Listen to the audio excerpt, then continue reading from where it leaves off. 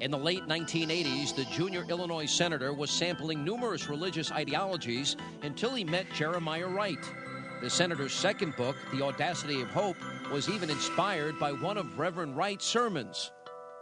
The prominence of Reverend Wright has put the spotlight on Barack Obama's presidential run, but not in the way that either of them had hoped.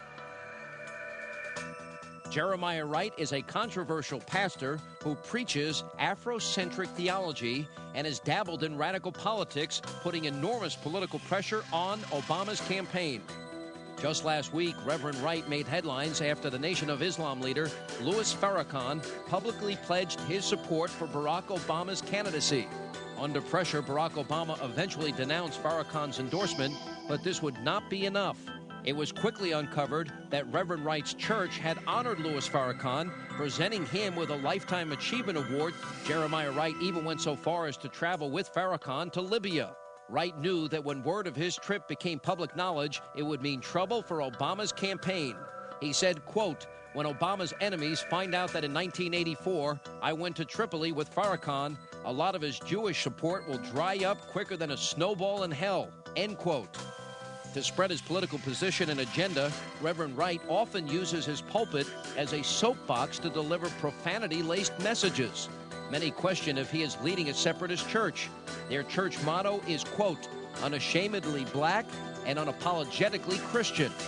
Reverend Wright responded to these allegations last spring on Hannity and Combs. Now, Reverend, if every time we said black, if it was a church and those words were white, wouldn't we call that church racist?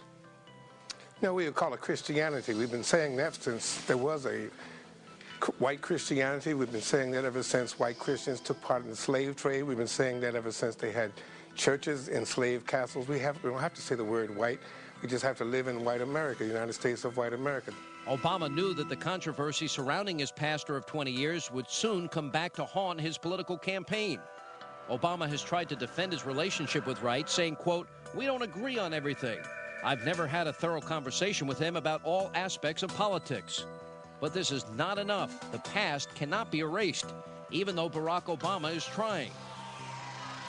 Last year, the Obama campaign tried to disinvite Reverend Wright from giving the invocation at the senator's campaign announcement, but the damage had been done, and no one can disagree that Barack Obama has no one to blame but himself. Now, the day after that piece aired, the mainstream media started to talk about Reverend Jeremiah Wright, realizing that Obama's pastor was quite controversial. I watch a lot of shows. It's a hard guessing game because I watch them all.